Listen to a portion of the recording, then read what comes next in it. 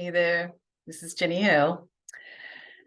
I'm doing a few videos like this at the moment on dangerous ideas.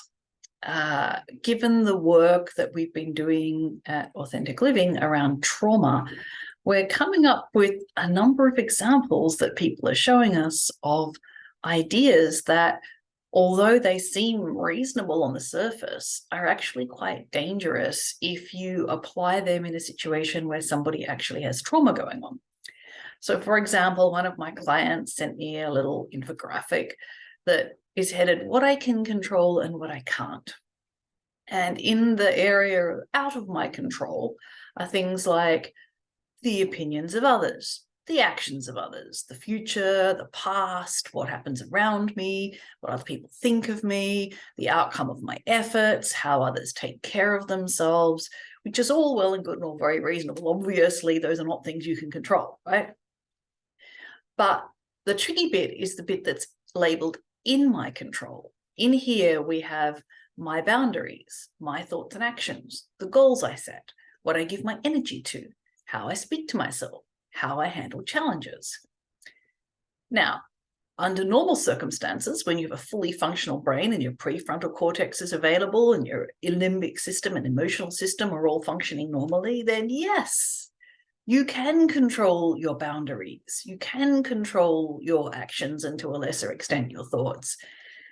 You can control what you give your energy to. But if you have a trauma activation, if you're having a trauma response to something, then you don't necessarily have your full activity in your prefrontal cortex.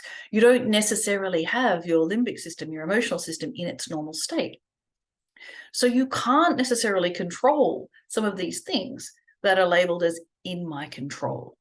So it is super dangerous to tell somebody that they have control over things that they don't have control over and to hold them responsible for things as though they had control over them when they don't actually have control over them.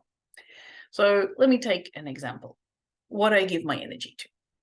Right? Under normal circumstances with a fully functioning prefrontal cortex, you can notice that you are putting energy into something that's unproductive. You can go, hey, this is not a good use of my energy. And you can use your executive function to redirect yourself and go do something else.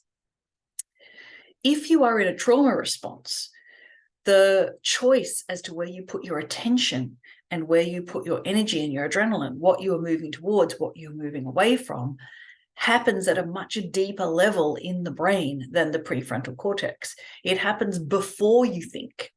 If you have a trauma response, if you see a situation of danger and you are trying to avoid something happening because you believe that it will be dangerous, you're trying to avoid somebody getting upset, for example. This is very common, right? If you had an explosively angry person in your childhood, you probably have a trauma coping strategy of when you see the signs of someone getting angry, so you do everything in your power to keep that person calm and make sure that they don't explode. Now, if that is going on here and now in the present, you don't have control over what you give your energy to. Your system is dedicated to keeping you alive and it's focusing your energy on the thing that might kill you. Now, obviously, in reality, the person who's upset with you, probably, somebody you're living with, isn't actually physically going to kill you. But as far as your subconscious is concerned, angry people, explosive people are terrifying and overwhelming, and we need to avoid that.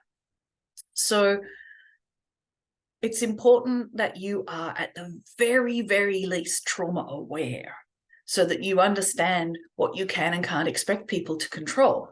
And also, if you find someone who's in a situation where they're being compelled to give their energy to something that's unproductive, you need to know how to gently reach that person and bring them out of that state, get them back into a state where they have full control over their faculties and they can exercise their own judgment about where they put their energy.